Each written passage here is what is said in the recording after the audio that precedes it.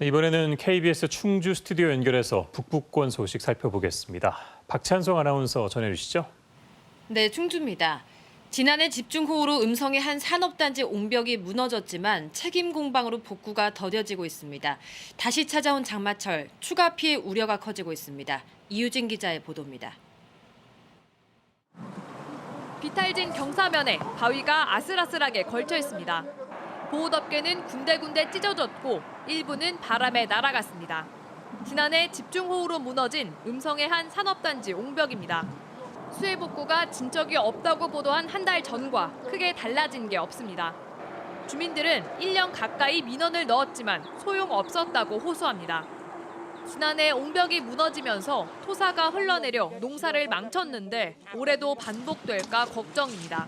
또랑다미고 저게 벌로 내려가서 일로 다 그냥 실은 거지 다. 그러니까 뭐 심어놔야 소용이 없는 거예요. 복구가 기약 없이 더뎌지자 참다 못한 주민들이 직접 나서서 농기계로 토사를 치우기도 합니다. 사람 숨으로다가 그 사고로 되겠어요? 안 되죠. 날마다 비 오면 토사 치우고 바위 치우고. 산단주는 3년 전 군이 허락 없이 옹벽 아래 상수도를 매설해 벽에 금이 가더니 지난해 결국 무너졌다고 주장합니다. 공사 주체가 음성군이니 복구 책임도 음성군에 있다고도 말합니다. 하지만 음성군은 옹벽 붕괴와 매설 공사와는 관계가 없다는 입장입니다. 산단주에게 복구 이행 명령을 내렸고 지키지 않으면 과태료 등 행정처분하겠다고 밝혔습니다. 본격적인 장마철이 다가왔는데도 책임 공방만 이어지는 가운데 언제 날지 모를 사고에 주민들은 막막하기만 합니다. 민원을 제기를 했는데도 이게 안 되니까 제 심정으로는 대통령한테 이거를 민원을 제기해야 되나 싶은 생각이. KBS 뉴스 이유진입니다.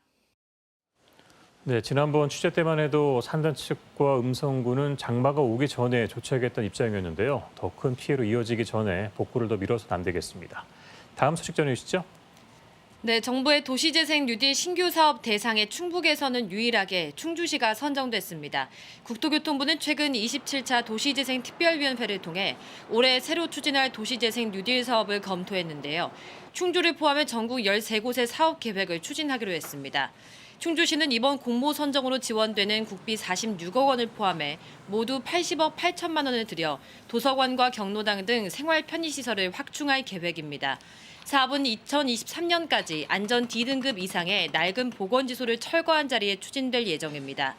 정부의 도시재생 뉴딜 사업은 구도심 등 쇠락한 지역을 활성화하기 위한 공공투자로 이번 신규 사업을 포함해 전국 417곳에서 이루어지고 있습니다.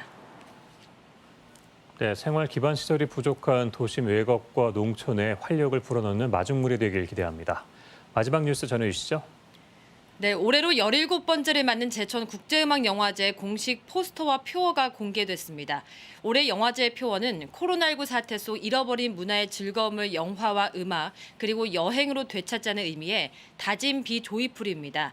함께 공개된 포스터는 영화제 이름을 한 글자함으로 단순한 독창적인 디자인으로 만들어졌습니다.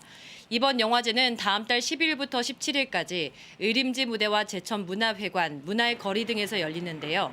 상영 영화 110여 편 가운데 80편은 온라인 상영관으로 공개하는 등 대면, 비대면 행사가 함께 진행될 예정입니다. 청풍호반에서 진행했던 영화제 개폐막식은 올해 처음 의림지 역사박물관 광장 특설 무대에서 열립니다. 지금까지 충주에서 전해드렸습니다.